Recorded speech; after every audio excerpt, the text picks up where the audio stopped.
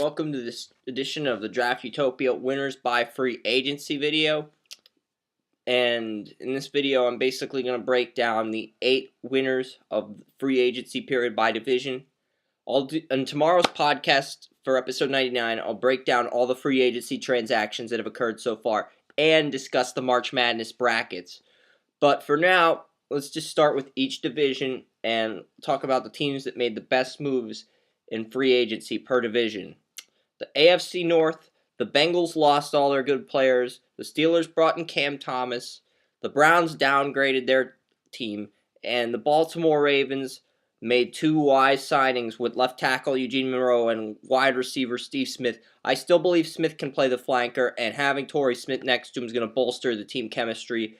What the Ravens do at tight end with Ed Dixon and Dennis Pitta as free agents, maybe they franchise Dennis Pitta, but how they handle that situation at tight end is going to go a long way in determining the team's overall success.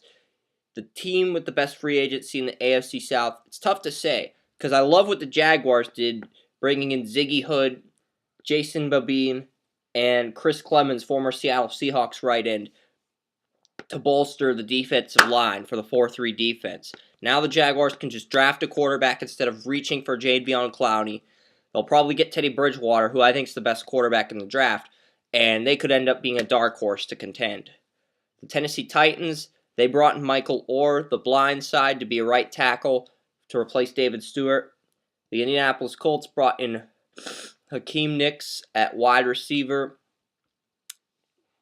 They also retained cornerback Vonta Davis, brought in inside linebacker DeQuell Jackson, and 5 technique defensive end Arthur Jones. These defensive signings give the Colts the tools to finally take that next step towards the AFC Championship next season, assuming Andrew Luck stays healthy, which he will.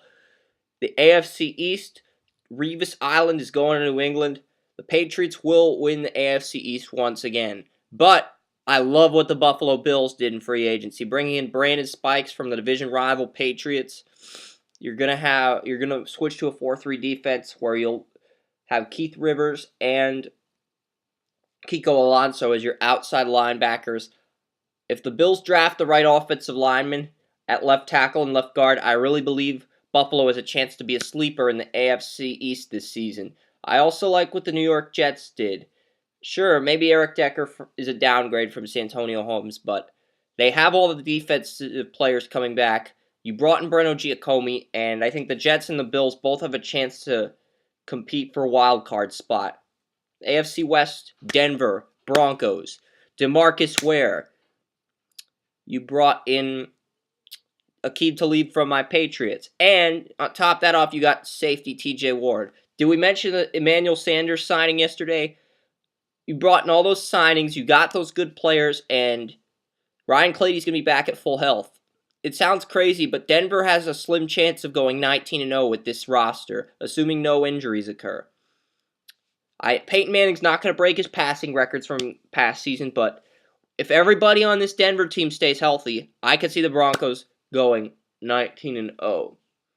You look at the NFC North, the Chicago Bears downgraded their team. They're moving Shea McClellan to the outside. They brought in Lamar Houston, Willie Young, which are downgrades from Peppers and Corey Wooten at defensive end. The Detroit Lions, Golden Tate.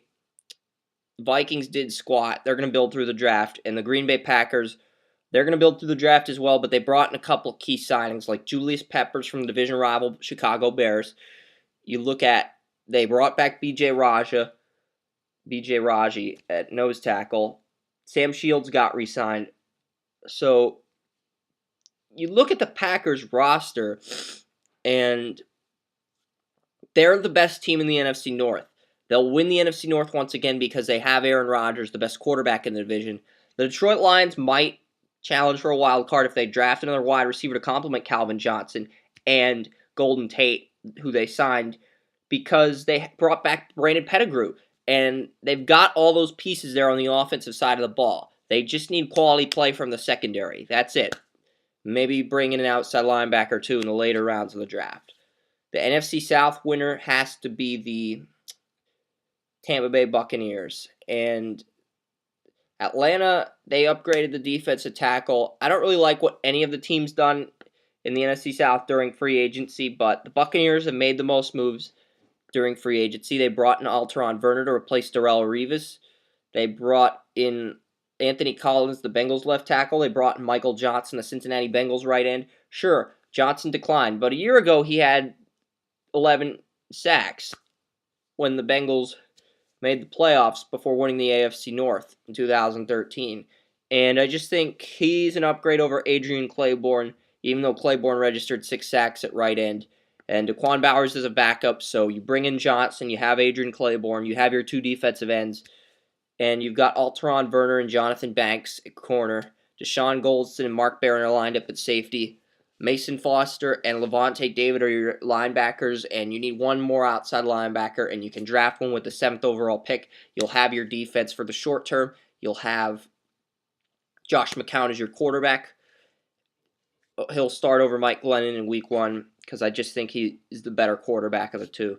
So Tampa Bay really relying on free agency to win for the short term. If things don't work out with McCown and Glennon, like I'm expecting, they could be in the Jameis Winston sweepstakes when the 2015 draft arrives. The NFC East, it's really difficult to say. I think the Eagles are the best free agency because they brought back Jason Peters and Kels at center. They've re-signed Macklin. They brought back Riley Cooper as well.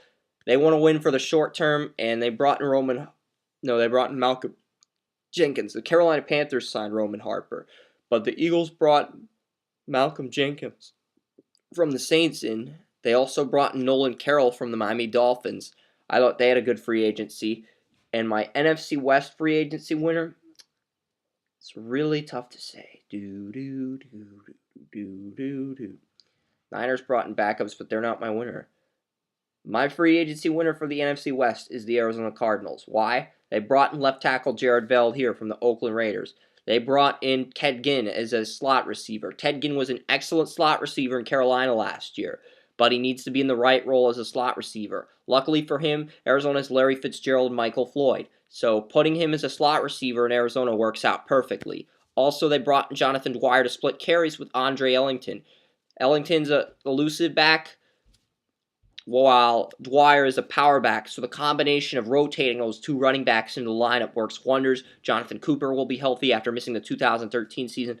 Love what the Cardinals did to solidify their offensive woes in free agency. Now they just have to add defense in the NFL draft.